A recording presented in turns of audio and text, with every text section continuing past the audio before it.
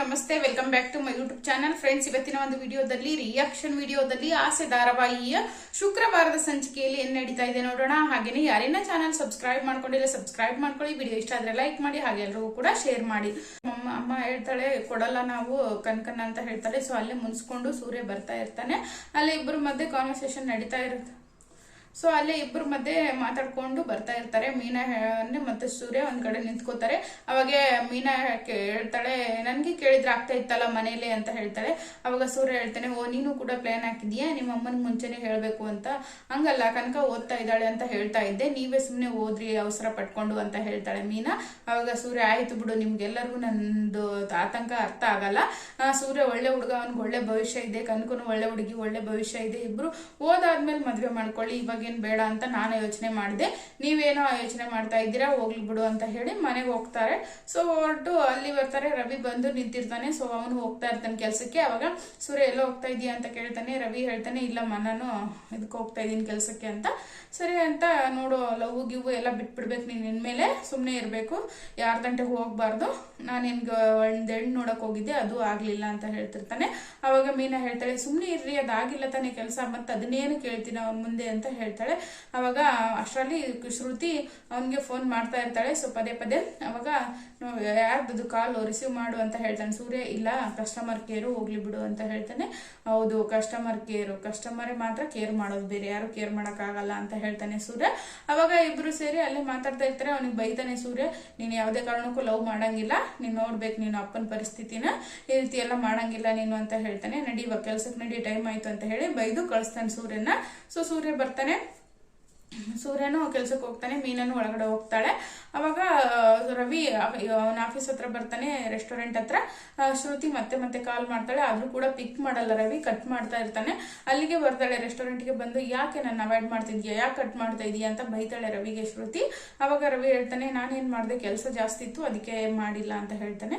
ಹೌದಾ, ಕೆಲಸ ಇತ್ತಾ, ನನ್ಕಿಂತ ನಿನ್ ಕೆಲಸ ಹೆಚ್ಚಾ, ನೀನ್ ಸುಳ್ಳು ಹೇಳ್ತಾ ಇದೀಯ, ನೀನ್ ಅವಾಯ್ಡ್ ಮಾಡ್ತಾ ಇದೀಯ ಅಂತ ಬೈತಾಳೆ ಅವಳು ಅವನ್ಗೆ. ಅವಾಗ ಇದು ನನ್ ಮಾಡೋ ಕೆಲಸ ಒಂದು ಜಾಗ ಇದು, ನೀನ್ ಈ ರೀತಿ ಮಾಡಂಗಿಲ್ಲ, ಹೋಗು ನೀನು ಅಂತ ಹೇಳ್ತಾನೆ. ಅವಾಗ ಶ್ರುತಿ, ಇಲ್ಲ ನಾನು ಹೋಗಲ್ಲ ಅಂತ ಹೇಳಿ ಒಳಗಡೆ ಹೋಗ್ತಾಳೆ ರೆಸ್ಟೋರೆಂಟ್ ಅಲ್ಲಿ. ಅವಾಗ ಸಿಟಿಲೇ ಹೋಗಿ ಒಳಗಡೆ ಹೋಗಿ ಮೆನು ತಗೊಂಡು, ನನಗೆ ಒಂದು ಸ್ಯಾಂಡ್ವಿಚ್ ತಗೊಂಬಾ ಅಂತ ಹೇಳ್ತಾರೆ. ಶ್ರುತಿ, ಯಾಕೆ ಹಿಂಗ್ ಮಾಡ್ತಾ ಇದೀಯಾ, ಬಾ ಹೋಗ್ಬಾ ನೀನು, ನಾನು ಸಂಜೆ ಸಿಗ್ತೀನಿ ನಿನಗೆ, ಹೋಗ್ಬಾ ಅಂತ ಹೇಳ್ತಾನೆ ರವಿ. ಆದ್ರೂ ಕೂಡ ಹೋಗಲ್ಲ, ನಾನು ಯಾಕೆ ಹೋಗ್ಬೇಕು, ಹೋಗಲ್ಲ ನಾನು, ನಾನು ಈ ಕಸ್ಟಮರ್, ನೀನು ಇಲ್ಲಿ ರೆಸ್ಟೋರೆಂಟ್ ಕೆಲಸ ಮಾಡೋನು, ಸುಮ್ನೆ ತಂದ್ಕೊಡು ಅಂತ ಹೇಳ್ತಾನೆ. ಅವಾಗ ಅಷ್ಟರಲ್ಲಿ ರವಿ, ನಿನ್ಗೆ ಹೇಳಿದ್ರೆ ಕೇಳಲ್ಲ, ಹಿಂಗೆ ಅಂತ ಇಬ್ರು ಕೂಡ ಜಗಳ ಆಡ್ತಾರೆ. ಅಷ್ಟರಲ್ಲಿ ಇಲ್ಲಿ ನನ್ನ ಓನರ್ ಬರ್ತಾರೆ, ಸುಮ್ನೆ ಇದ್ಬಿಡು ಅಂತ ಹೇಳಿ ಅವನು ಅಲ್ಲೇ ನಿಂತ್ಕೋತಾನೆ. ಅವ್ರ ಫ್ರೆಂಡ್ ಬರ್ತಾನೆ. ಅವಾಗ ಏನಾಯ್ತು ಅಂತ ಕೇಳ್ತಾನೆ. ಏನಿಲ್ಲ ಪರವಾಗಿಲ್ಲ, ಹೋಗ್ ನೀನು ಅಂತ ಹೇಳ್ತಾನೆ ರವಿ ಅವನಿಗೆ. ಸರಿ ಆಯ್ತು ಅಂತ ಅವನು ಸ್ಯಾಂಡ್ವಿಚ್ ಮಾಡ್ಕೊಳಕ್ ಹೋಗ್ತಾನೆ. ಇನ್ನ ಈ ಕಡೆ ಮತ್ತೆ ಸೂರ್ಯನ್ಗೆ ಮತ್ತೆ ರೋಹಿಣಿಗೆ ಅವರ ಫ್ರೆಂಡು ಒಂದು ಕ್ಯಾಬ್ ಬುಕ್ ಮಾಡ್ತಾ ಇರ್ತಾಳೆ. ಅಂದ್ರೆ ರೋಹಿಣಿ ಅವ್ರಿಗೆ ಅಮ್ಮನ್ನ ಊರಿಗೆ ತಲುಪಿಸ್ಲಿಕ್ಕೆ ಒಂದು ಕ್ಯಾಬ್ ಬುಕ್ ಮಾಡ್ತಾ ಇರ್ತಾಳೆ. ಸೊ ರೋಹಿಣಿ ಏನೋ ಫ್ರೆಂಡ್ ಇರ್ತಾಳಲ್ವಾ, ಸೂರ್ಯನ ಒಂದು ನಂಬರಿಗೆ ಒಂದು ಬುಕ್ ಮಾಡ್ಬಿಟ್ಟಿರ್ತಾಳೆ ಕ್ಯಾಬ್ನ. ಸೊ ಇಲ್ಲಿ ರೋಹಿಣಿ ಮತ್ತೆ ಇವ್ರ ನಡುವೆ, ಪೂಜೆ ನಡುವೆ ಒಂದು ಮಾತುಕತೆ ನಡೀತಾ ಇರುತ್ತೆ. ಅವಾಗ ರೋಹಿಣಿ ಹೇಳ್ತಾಳೆ, ನೀನು ಹೋಗಮ್ಮ, ಇವಾಗ ನೀನೆಲ್ಲ ಪೂರ್ತಿಯಾಗಿ ವಾಸಿಯಾಗಿದೀಯಾ, ಹೋಗು ಅಂತ. ಅವಾಗೆ ಕ್ರಿಶ್ ಹೇಳ್ತಾನೆ, ಇಲ್ಲ ಅತ್ತೆ, ನಾನು ಇಸ್ಕಾನ್ ಟೆಂಪಲ್ ನೋಡ್ಬೇಕು, ಬನ್ನಿ ಹೋಗೋಣ ಅಂತ. ನಿನಗೆ ಹೇಳಿದ್ರೆ ಕೇಳಲ್ವೇನೆ, ಇವಾಗ ಬೇಡ ನೀನು ನೆಕ್ಸ್ಟ್ ಟೈಮ್ ನೋಡೋಣ ಅಂತ ಹೇಳ್ತಾನೆ. ಸುಮ್ನಿದ್ಬಿಡು ಇವಾಗ ಅಂತ. ಅವಾಗ ಇಲ್ಲಾಂದ್ರೆ ಹಾಸ್ಟೆಲ್ ಸೇರಿಸ್ತೀನಿ ನೋಡಿ ನಿನ್ನ, ಹಿಂಗೆ ಹಠ ಮಾಡಿದ್ರಿ ಅಂತ ಹೇಳ್ತಾನೆ. ಅವಾಗ ಅವಳ ಅಮ್ಮ ಹೇಳ್ತಾಳೆ, ಯಾಕೆ ಹಿಂಗ್ ಮಾಡ್ತೀಯಾ, ನಾವೇನ್ ಸತ್ತಿದೀವಾ, ನೀನ್ ಕೇರ್ ಮಾಡಿಲ್ಲ ಅಂದ್ರೆ ನಾನ್ ಮಾಡ್ತೀನಿ, ಅವ್ನ್ಗೆ ಯಾಕೆ ಹಾಸ್ಟೆಲ್ ಸೇರಿಸ್ತೀಯ ಅಂತ ಬೈತಾಳೆ ಅವ್ರಮ್ಮ. ಸರಿ ಆಯ್ತಮ್ಮ, ಈಗ ಮಾತಾಡ್ಕೋತಾ ಕೂತ್ಕೊಳಕ್ ಟೈಮ್ ಇಲ್ಲ, ಸರಿ ನೀನು ಹೊರಡ್ಬಾ ಅಂತ ಹೇಳ್ತಾಳೆ. ಸರಿ ಆಯ್ತು, ನಾನು ಹೋಗ್ತೀನಿ, ನೀನ್ ಆರೋಗ್ಯದ ಬಗ್ಗೆ ಹುಷಾರು ತಗೋ, ಈ ದುಡ್ಡು ಇಟ್ಕೋ ಅಂತ ಹೇಳಿ ದುಡ್ಡು ಕೊಟ್ಬಿಟ್ಟು ರೋಹಿಣಿನೂ ಹೊರಡ್ತಾಳೆ, ಕ್ಯಾಬ್ ಬುಕ್ ಮಾಡಿ ಕಳಿಸೋ ಅವ್ರಿಗೆ ಅಂತ. ಸರಿ ಅಂತ ಅವ್ರ ಫ್ರೆಂಡ್ ಕ್ಯಾಬ್ ಬುಕ್ ಮಾಡ್ತಾಳೆ. ಸೊ ಆ ಕ್ಯಾಬ್ ಬುಕ್ ಯಾರ್ದು ಇರಲ್ಲ, ಬೇರೆ ಯಾರ್ದು ಇರಲ್ಲ, ಸೂರ್ಯಂದಿರುತ್ತೆ. ಸೊ ಅಲ್ಲಿ ಬಂದು ನಿಂತ್ಕೋತಾಳೆ ಕ್ರಿಶ್ ಅವರಿಬ್ರು. ಅವಾಗ ನೋಡ್ತಾರೆ, ಅಯ್ಯೋ ಸೂರ್ಯನ್ ಬುಕ್ ಮಾಡಿದಾರ ಅಂತ. ಸರಿ ಅಂತ ಹೇಳಿ ಕೂತ್ಕೋತಾರೆ. ಬನ್ನಿ ಅಮ್ಮ, ಯಾಕಮ್ಮ ನಮ್ಗೆ ಹೇಳ್ದೆ ಹೋಗ್ಬಿಟ್ರಲ್ಲ, ಎಲ್ಲಿ ಬಂದಿದ್ರಿ, ಯಾರ್ದಿದ್ದು ಮನೆ ಅಂತ ಕೇಳ್ತಾನೆ. ಅವಾಗ ಇಲ್ಲ, ನಮ್ಮ ಪರಿಚಯ ಇರೋರು, ನಮ್ಮ ಮಗಳದು ಇದು ಮನೆ ಅಂತ ಹೇಳ್ತಾರೆ. ಸರಿ ಆಯ್ತಾ ಬನ್ನಿ, ನಿಮ್ ಸಲುವಾಗಿ ಮೀನಾನು ಗಾಬರಿ ಆಗ್ಬಿಟ್ಟಿದ್ಲು, ಎಲ್ಲೋದ್ರು ಏನು ಅಂತ ಹೇಳ್ತಾನೆ. ಹೌದಾ, ಆಯ್ತು, ಇಲ್ಲಪ್ಪ ಗೊತ್ತಾಗಿಲ್ಲಪ್ಪ, ಕ್ಷಮಿಸ್ಬಿಡು, ನಮ್ಗೆ ಅರ್ಜೆಂಟ್ ಕೆಲಸ ಇತ್ತು ಅದಕ್ಕೆ ಹೋಗಿದ್ವಿ ಅಂತ ಹೇಳ್ತಾಳೆ. ಸರಿ ಆಯ್ತು ಅಂತ ಹೇಳಿ ಕ್ಯಾಬಲ್ಲಿ ಕೂತ್ಕೋತಾರೆ. ಆಯ್ತು, ಇನ್ನೇನು ಹೊರಡೋಣ ಅಂತ ಹೋಗ್ತಾರೆ.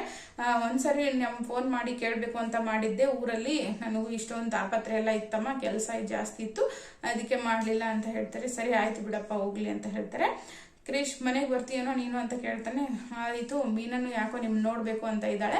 ಒಂದ್ಸರಿ ಹೋಗ್ತಾ ದಾರಿಯಲ್ಲಿ ನಮ್ಮ ಮನೆ ಇದೆ, ಮಾತಾಡ್ಕೊಂಡು ಹೋಗ್ಬಿಡಿ ಅಂತ ಹೇಳ್ತಾನೆ ಸೂರ್ಯ. ಅವಾಗ ಅವರಮ್ಮ ಬೇಡಪ್ಪ ನಾನು ಹೋಗ್ತೀನಿ ಅಂತ ಹೇಳ್ತಾನೆ. ಆದ್ರೆ ಅವ್ರಿಗೆ ಕೇಳಲ್ಲ, ಇರ್ಲಿ ಬನ್ನಿ ಅಮ್ಮ ಒಂದ್ಸರಿ ಬನ್ನಿ ಏನಾಗಲ್ಲ ಅಂತ ಹೇಳ್ತಾನೆ ಸೂರ್ಯ. ಸರಿ ಆಯ್ತು ಅಂತ ಹೇಳಿ ಹೋಗ್ತಾ ಇರ್ತಾರೆ. ಹೋದ್ಮೇಲೆ ಅಲ್ಲಿ ಮೀನ ಬಂದು ಮಾತಾಡಿಸ್ತಾ ಇರ್ತಾಳೆ. ಅವಾಗ ರೋಹಿಣಿ ಮತ್ತೆ ಅವ್ರ ಫ್ರೆಂಡು ಕೂಡ ಅಲ್ಲೇ ಬರ್ತಾರೆ. ಸೊ ಅಲ್ಲಿಗೆ ಇವತ್ತಿನ ಸಂಚಿಕೆಯನ್ನ ಮುಕ್ತಾಯ ಮಾಡಿದರೆ ಇನ್ನು ನಾಳಿನ ಸಂಚಿಕೆಯಲ್ಲಿ ಏನ್ ಟ್ವಿಸ್ಟ್ ಇದೆ ಅಂತ ಮುಂದಿನ ವಿಡಿಯೋದಲ್ಲಿ ನೋಡೋಣ.